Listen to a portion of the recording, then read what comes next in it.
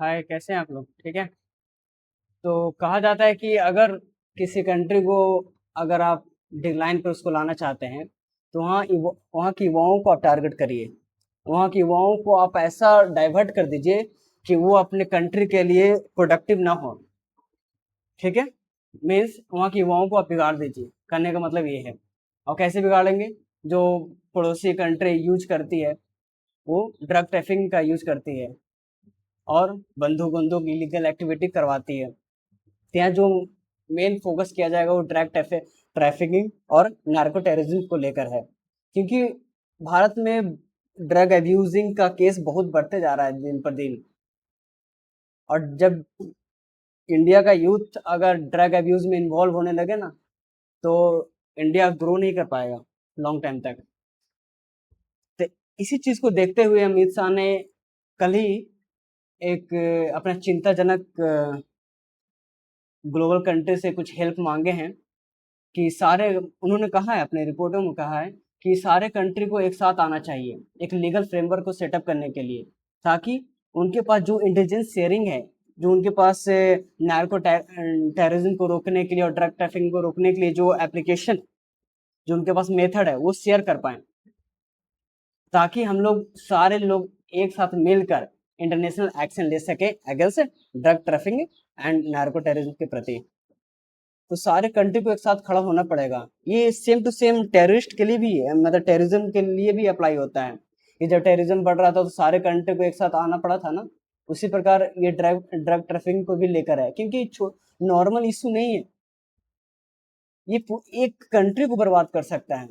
Simple है, वहाँ के युवाओं को बिगाड़ कर, क्योंकि वहाँ के यूथ में ही वो पावर है जो कंट्री को बूस्टअप कर सकती है और डिक्लाइन पर ला सकती है। सिंपल सा। तो अब रिपोर्ट देखेंगे, इसमें देखेंगे कैसे ड्रग अब्यूज इंडिया को खोखला अंदर से बनाता जा रहा है। तो बहुत सारी रिपोर्टें पढ़ेंगे, क्या कारण है, क्या इम्पैक्ट पड़ रहे हैं। तो ड्रग अब्यूज इन इंडिया, तो एम्स का रिपोर्ट आया है 2019 में। तो उसमें बताया गया कि 16 करोड़ इंडियंस अल्कोहल को कंज्यूम किए हैं। 5.7 करोड़ मेडिकल हेल्प में लिए हैं ड्रग ड्रग को रिलेटेड करके। और 2.3 करोड़ अफीम चरस गांजा का यूज किए हैं। 1.18 करोड़ पीपल हैं जो सेडेटिव नॉन मेडिकली, मतलब विदाउट डॉक्टर के सजेशन पर वो दवाई यूज किए हैं, जो मतलब उनको रिलीफ प्रोवाइड करे। मतलब इसका करने का मतलब कि जो कुछ दवाई ऐसे होते हैं जो अफीम चरस गांजा से ही बनती है, और वो उनको थोड़ा सा रिलीफ देती है, लेकिन वो लॉन्ग टाइम सजेशन नहीं होता, लॉन्ग टाइम मेथड नहीं होता है, वो शॉर्ट टाइम के लिए लेते हैं। Inhalant abuse in higher among children and adolescents, और ये खास करके बच्चों और एडोलसेंट्स में ज्यादा देखा गया है। आखिर कारण क्या है? अब पता करते हैं कि कारण क्या है, ड्रग मेनेस के बढ़ने का कारण क्या है। ये जो ड्रग भरी खतराएं हैं दिन पर दिन बढ़ते जा रही है। आखिर भारत में आया कहाँ से ये चरस गांजा माफिया? इसका बिजनेस बहुत टर्नओवर में बिजनेस होता है, बड़ा खतरनाक है ये। तो देखेंगे ना कि इंडिया का जो ज्योग्राफिकल लोकेशन देखोगे ना, तो दो कंट्री मतलब कि गोल्डन क्रिसेंट और गोल्डन ट्रायंगल के बीच में आते हैं। मतलब कि गोल्डन क्रिसेंट में कौन है? इंडिया बीच में है। तो इधर अगर जाओगे लेफ्ट साइड तो आ जाएगा आपका ये ईरान, अफगानिस्तान, पाकिस्तान इधर से। और गोल्डन ट्रायंगल में आ जाएंगे वियतनाम, लाओस और म्यांमार। यहाँ से और इधर से, मतलब कि पाकिस्तान साइड से और म्यांमार साइड से ये इलीगल स्मगलिंग होता है अफीम का। इसीलिए गोल्डन क्रिसेंट में आगे पढ़ेंगे, गोल्डन क्रिसेंट में ये गोल्डन ट्रायंगल में है, म्यांमार है, लाओस है, थाईलैंड है। और गोल्डन क्रिसेंट में अफगानिस्तान, ईरान, पाकिस्तान है। तो इंडिया तो बीच बीच में है, एक पाकिस्तान के भी, पाकिस्तान इधर है और म्यांमार इधर है, तो बीच में है। तो इधर से भी आते हैं ट्रैफिकिंग, इधर से भी आते हैं, सबसे ज्यादा इधर से होता है, क्योंकि हमारा जो तीन मुल्क है ना, उतना संबंध अच्छा नहीं है, अफगानिस्तान, पाकिस्तान, ईरान। ठीक है। तो मतलब कि समझ रहे हैं ना, वहाँ के लोगों का वो मानसिकता ही खराब है, वो हमेशा पाकिस्तान को सपोर्ट करते हैं। तो वहाँ का जो मिट्टी है, मिट्टी में अफीम, चरस गांजा, अफीम का प्रोडक्शन, वहाँ खेती होती है उस चीज को लेकर, और फिर वहां से ट्रांसफर इधर करते हैं भारत के में, भारत के युवाओं को बिगाड़ते हैं। भारत में टेररिज्म फैलाने का एक पॉइंट ये भी है easy smuggling through Punjab, Manipur, Assam. Punjab के थ्रू इजी हो जाता है, देखते ना, कहा जाता था कि पंजाब उड़ता पंजाब है। उड़ता पंजाब फिल्म भी देखे हो, क्यों? चरस गांजा से लिप्त है वहाँ की युवाएं। मणिपुर में भी यही हालत है, असम में भी यही हालत है, क्योंकि ये बॉर्डर कंट्री है ना, बॉर्डर लाइक जो कंट्री है, इसको आराम से मिल जाता है और इसमें स्मगलिंग ट्रांसफर हो जाती है, इसीलिए गवर्नमेंट इंश्योर करवाती है सब चीज को रोकने के लिए। Youth vulnerability due to peer pressure stress, और जो बच्चे होते हैं स्ट्रेस के कारण, एम्प्लॉयमेंट के कारण, क्यूरियोसिटी के कारण, प्रेशर के कारण वो ले लेते हैं, इंगल्फ कर लेते हैं। वीक इन्फोर्समेंट क्यों बढ़ते जा रही है भाई? लॉ कमजोर है। अगर किसी को पकड़ भी लिया जाता है तो पैसा देकर अपने आप को छुड़ा लेता है। करप्शन यहाँ पर देखने को मिलता है। पुअर सर्विलियंस है, ज्यादा से ध्यान नहीं कर पाते हैं, पकड़ नहीं पाते हैं, मॉनिटरिंग नहीं कर पा रहे हैं, ट्रैफिकिंग नहीं कर पा रहे हैं। Easy ability through online platform, कहाँ से मिल रहा है? ऑनलाइन प्लेटफॉर्म के जरिए कुछ लोग हैं ले रहे हैं, पेडलर्स के द्वारा ले लिया जा रहा है, फार्मेसी के द्वारा ले लिया जा रहा है। फार्मेसी में कैसा होता है कि ड्रग का एक पॉजिटिव पॉइंट ये होता है कि ड्रग दवाई बनाने में यूज होता है इसका, लेकिन डॉक्टर को मिलता है, लेकिन वहीं से लिंकेज हो जाता है, लीकेज हो जाता है, क्या कि कुछ आया कि यहाँ दवा बनना है तो कुछ पीपल्स के हाथ में चले जाते हैं। ऐसे से ये एबिलिटी इन लोग को मिल जाता है। अधिकतर देखा गया है कि स्कूल कॉलेजेस में पहुंच जाते हैं। खास करके मैं रिपोर्ट देख रहा था तो एक गुड़गांव गुड़गांव है ना, गुड़गांव का स्कूल में बच्चों बच्चों के हाथ में ये पुड़िया जो होती है, अटे अफीम चरस गांजा को बच्चे बच्चे टॉयलेट में ले रहे हैं। भाई मतलब कितना खतरनाक है ना। भारत की मतलब युवाओं को भी बर्बाद करने का है कि शिक्षा के टर्म में ही बर्बाद कर दिया जाए। जहाँ उनको ये उम्र है उनको शिक्षा लेने के लिए, और वो चरस गांजा में लिप्त है, क्या करेंगे? गोल्डन ट्रायंगल की बात करते हैं तो म्यांमार है, लाओस एंड थाईलैंड है। ये गोल्डन ट्रायंगल है जो इधर है, और ये इसी के बेसिस पर लीगल स्मगलिंग होता है। सेकंड पॉइंट है major opium producing region of south east Asia, मतलब इधर वाला जी। म्यांमार, लाओस, थाईलैंड के बगल में जो कंट्री देखेंगे ना, वो नागालैंड है, अरुणाचल प्रदेश, नागालैंड, मणिपुर, मणिपुर और असम भी है, त्रिपुरा भी है। इसके पास कंट्री की है south east Asia. Afghanistan, Iran, Pakistan के पास है, पंजाब है, राजस्थान है, हरियाणा है, ये सब चीजें। Major global hub of opium production distribution, वहाँ के प्रोडक्शन, इन लोगों का प्रोडक्शन खेत जमीने में ये सब चीजें हैं अफीम उत्पन्न, इसीलिए पाकिस्तान, अफगानिस्तान के लोग हमेशा पड़े हुए रहते हैं अफीम चरस गांजा लेकर। देखना, अफगानिस्तान और पाकिस्तान को देखना, ज्यादा प्रोडक्टिव नहीं कर पाते हैं यहाँ के बंदे बच्चे जो होते हैं, ज्यादा इफिशियंसी को ग्रो नहीं कर पाते हैं, क्योंकि यहाँ के युवाओं को देखोगे ना, मतलब दिखता है कि कंट्रोल नहीं कर रही ना सरकार इन पर। और टेररिस्ट को भी यूज इसी बेसिस पर किया जाता है इन लोगों को। सिक्स पॉइंट है इम्पैक्ट ऑफ ड्रग एब्यूज, इसका क्या इम्पैक्ट पड़ता है? तो इकोनॉमी पे इम्पैक्ट पड़ता है कि प्रोडक्टिविटी लो हो जाती है।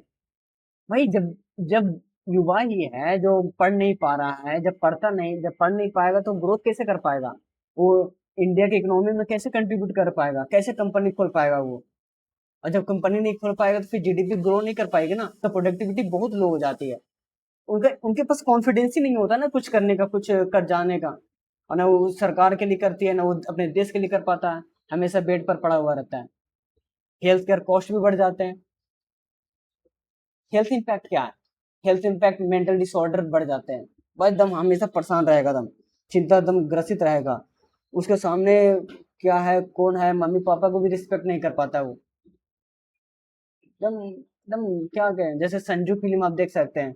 संजू में उनका क्या हाल हुआ था। HIV एड्स बढ़ जाते हैं, हेपेटाइटिस बढ़ जाते हैं, फिजिकल डिटोरिएशन हो जाता है। हाँ, ये बात है, HIV एड्स बढ़ जाता है, संभावना है, क्योंकि उसके साथ दिमाग को कंट्रोल नहीं कर पाता, क्षमता वो बाहर चल जाती है। तो रेप कर भी सकते हैं, किसी को मर्डर भी कर सकते हैं। उनको पैसा पैसा पैसा चाहिए। चंद रुपयों के लिए कुछ भी कर जाएंगे वो। मतलब कि मान लो ड्रग्स का प्राइस उनको 100 रुपये में एक पुड़िया मिल रहा है, 100 रुपये में नहीं मिलता है, एग्जाम्पल दो, 100 रुपये में अगर एक पुड़िया मिल रहा है तो मतलब 100 रुपये में नहीं मिलता, लॉन्गली 1,000 में अगर वो पुड़िया मिल रहा है ना, तो उसके पास अगर उसका मोटरसाइकिल है ना, मान एग्जाम्पल दे रहा हूँ कि 1,000 पुड़िया का दाम है, ठीक है, और उसका मोटरसाइकिल 50,000 का है। और उसको पैसा है नहीं, क्या करूँ क्या करूँ, तो 50,000 वाली मोटरसाइकिल बेच देगा 1,000 रुपये में। ऐसा मैंने अपने आंखों हाल देखा है। क्यों? क्यों? बस उसको वो ड्रग्स चाहिए, क्योंकि उसको पैसा से लेना देना नहीं है उसको। वो जितना मैं मोटरसाइकिल का पैसा लिया उतना उतना नहीं चाहिए उसको, मेन फोकस है इसको, मेरे को ड्रग्स मिल जाना चाहिए।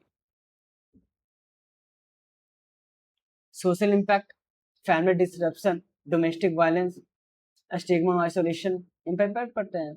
उसका फैमिली अच्छा नहीं हो पाएगा। अगर एक हस्बैंड अगर ड्रग एडिक्टेड पर्सन हो जाए तो फैमिली को बर्बाद कर देगा भाई, अपने बर्बाद होगा, फैमिली को बर्बाद कर देगा। अपनी पत्नी का गहन जो जो जेवरात भी होता है उनके पास, पत्नी का जो भी संपत्ति होता है उसको बेचकर वो कंज्यूम करेगा। Domestic violence, stigma, isolation, national security impact पड़ेंगे, narco terrorism and organise crime. National national के भी खतरा है ना। एक देश के लिए चिंताजनक सवाल उठ जाता है कि आपके युवाएं किस मोड़ की ओर जा रही है। क्राइम बढ़ जाते हैं। आखिर अब करें तो करें क्या? भारत सरकार तो कुछ तो एक्शन ले रही होगी ना। यही एक्शन पर बात करते हैं। खास करके हम जो ये सब चीज को देखते हैं, होम मिनिस्ट्री देखते हैं, अमित शाह। तो सब कमेटी ने मिलकर रिपोर्ट लाया थे, रूल्स एंड रेगुलेशन लाए हैं। जैसे एक आया NDPS act 1985, prohibits production, possession, sale and consumption of illicit sex. कहाँ से इसका ओरिजिन हो रहा है, कहाँ से ये स्मगलिंग हो रहा है, कहाँ से सेलिंग हो रहा है, कहाँ कौन कंज्यूम कर रहा है, कौन स्कूल कौन सा कॉलेज कौन सा कंपनी में ये कंज्यूम हो रहा है, सब चीज को मॉनिटरिंग करना, उसको रोकना का काम करता है एनडीपीएस एक्ट। नशा मुक्त भारत अभियान कैंपेन चलाते हैं, 2020 में कैंपेन चला था। कॉलेज में या स्कूलों में ये सब लेक्चर दिलवाते हैं ताकि बच्चा ड्रग एब्यूज के प्रति इन्वॉल्व ना हो। एंटी नार्कोटिक टास्क फोर्स को गठन किया गया ताकि ये सब जो जहाँ भी ओरिजिन प्रोडक्शन कंजप्शन हो रहा था कि फोर्सेस जाएं और उस सब चीज को रोकें, और जो इसमें इन्वॉल्व है उसको अरेस्ट करें। बड़े बड़े लोग इसमें इन्वॉल्व रहते हैं, खासकर लीडर्स इन्वॉल्व रहते हैं, ब्यूरोक्रेट्स इन्वॉल्व रहते हैं, कॉर्पोरेट्स के बड़े बड़े बिजनेसमैन इन्वॉल्व रहते हैं इसमें। ये सब चीज इन्वॉल्विंग है। Narcotics control bureau monitor dark net drug trade बनाया गया है मॉनिटर करने के लिए। Kashi declaration provide 5 year road map तैयार किया गया था ड्रग फ्री इंडिया करने के लिए। और इंडिया शपथ लिया कि 2047 तक भारत को ड्रग मुक्त कर देंगे। तो कोशिश है, तो देखो सरकार प्रयास कर रही है, यहाँ हम लोग को भी प्रयास करना चाहिए, पीपल्स को भी प्रयास करना चाहिए। अगर सिर्फ रोड मैप से सरकार ही बनाते रहे और जो सरकार अवेयरनेस दे रही है उस अवेयरनेस को हम लोग नहीं लेंगे तो फिर भारत हमारा स्ट्रांग नहीं हो पाएगा, अंदर से खोखला होता जाएगा और फिर बाकी कंट्री रूल करने लगेगी। तो प्रोडक्टिविटी कॉन्फिडेंस को डेवलप करना पड़ेगा ये सब चीज को हटाकर। अब ग्लोबल इनिशिएटिव क्या कर रही है, ग्लोबल यूएनओडीसी है, वो भी एंटी ड्रग कैंपेन चलाती है। आईएनसी भी अभी मॉनिटर करवाती है ड्रग सिचुएशन को लेकर, और जो इस पर रूल्स एंड रेगुलेशन बनाए हैं उसको कड़ाई से पालन करने के लिए मॉनिटर करवाती है। तो सब चीजें हैं। ये आर्टिकल को मैंने इसीलिए लाया था क्योंकि बहुत ही इम्पोर्टेंट था, बहुत ही इम्पोर्टेंट था।